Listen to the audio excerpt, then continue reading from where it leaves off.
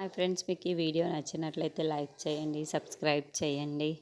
అవని family మొత్తం గణపతి పూజ జరుపుకుందామని కిందకి వస్తూ ఉంటారు. ఇంతలో అక్కడున్న అవని వాళ్ళ మామయ్య అయితే అక్షయ్కి ఫోన్ చేస్తూ ఉంటాడు. ఎంతకీ ఫోన్ లిఫ్ట్ చేయకపోవడంతో చూసి అక్కడున్న అవనిని పిలిచి, ఏంటమ్మా అవని, ఈ అక్షయ్ ఫోన్ లిఫ్ట్ చేయటం లేదు, ఎక్కడ ఉన్నాడో నీకు తెలుసా అని చెప్పేసి అడుగుతూ ఉంటారు.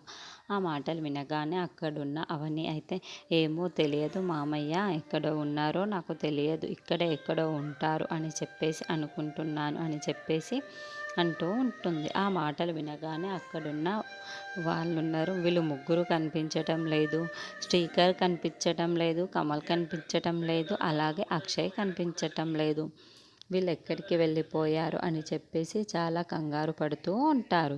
ఇంతలో వాళ్ళు ముగ్గురు గణపతిని తీసుకొని వస్తూ, గణపతి బప్ప మోరియా అంటూ చెప్పేసి అనుకుంటూ వస్తారు.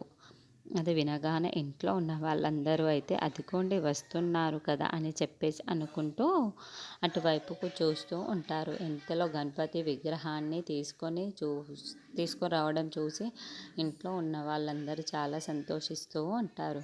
ఇంతలో ఆ గణపతి విగ్రహాన్ని పైన పెట్టి, గణపతి బప్పా మోరియా, గణపతి బప్పా మోరియా అంటూ చెప్పేసి చాలా సరదాగా విగ్రహాన్ని తీసుకొని వస్తూ ఉంటారు.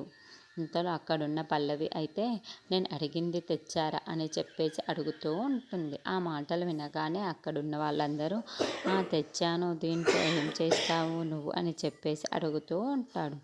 ఆ మాటలు వినగానే అక్కడున్న పల్లవి అయితే, యూస్ చేస్తుంది అక్షయ్ క్షేమం కోసమే, అందుకే ఈ పూజ ఎలాగైనా నేను చేయగొట్టాలనుకుంటున్నాను, అందుకే మీరు తెచ్చారో లేదో అని చెప్పేసి అడుగుతూ ఉంటుంది.